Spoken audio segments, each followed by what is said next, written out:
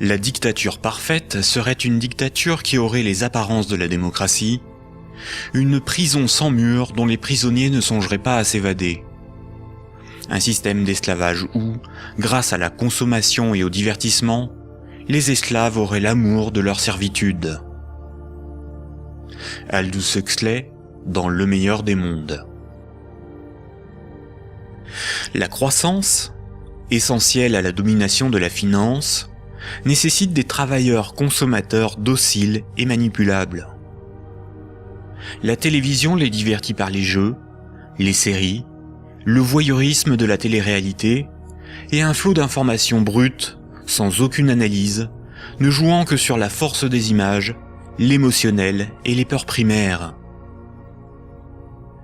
On y fait l'apologie de l'oligarchie, des idoles, du consumérisme, de la légèreté, du sexe et de la bêtise.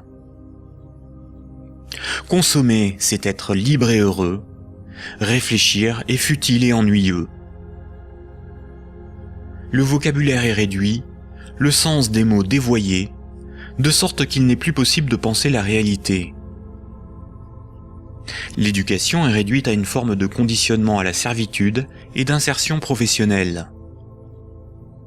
Un individu inculte n'a qu'un horizon de pensée limité, et plus sa pensée est bornée à des préoccupations futiles, moins il peut se révolter. La destruction des États-nations, de la cellule familiale, la négation des identités culturelles, religieuses et sexuelles, sont les moyens de supprimer tous leurs repères aux individus.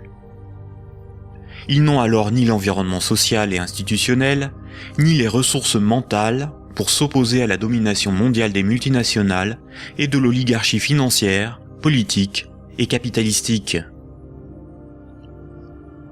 Il faut comprendre que la télévision, la radio et la presse sont des médias unidirectionnels, alors que l'Internet est multidirectionnel. Les médias unidirectionnels sont maîtrisés par un petit nombre de personnes soigneusement sélectionnées par les oligarchies politiques et financières pour délivrer des programmes servant leurs intérêts. L'opinion du citoyen est ainsi formatée, maîtrisée, contrôlée.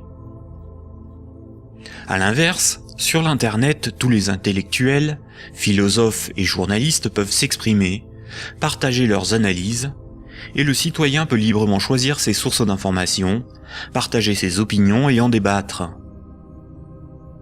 Pour maîtriser la liberté de l'Internet, l'oligarchie crée une fausse dissidence sous la forme de médias qui semblent subversifs, comme Mediapart, Rue 89, Le Canard enchaîné, le magazine Marianne, ou encore des organisations comme Wikileaks, dont la fonction est de canaliser les citoyens les plus critiques sur des sujets sans importance, d'organiser leur indignation, de monter les uns contre les autres, et de décrédibiliser les analyses réellement subversives.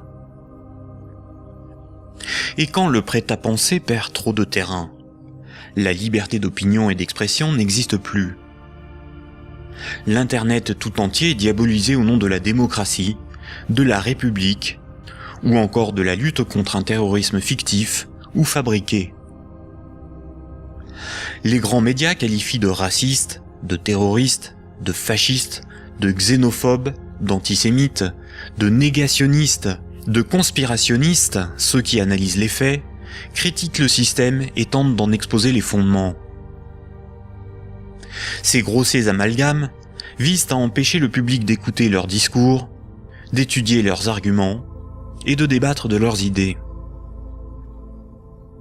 Tout comme ce sont les banques qui décident ce qui doit être financé en fonction de leurs intérêts, dans les médias dominants, c'est l'oligarchie qui décide l'information qui doit être diffusée en fonction là aussi de ses propres intérêts. Le contrôle du vecteur soit de la richesse, c'est-à-dire la monnaie, soit de la connaissance et des idées, c'est-à-dire les médias, soit encore du système législatif, c'est-à-dire le gouvernement représentatif non démocratique, sont les instruments de la domination des oligarchies. Dès lors, il ne faut pas tomber dans la provocation, l'extrémisme ou la violence. La violence et la provocation sont ce que le système attend pour justifier la censure, le contrôle d'Internet et la mise en place d'un État policier.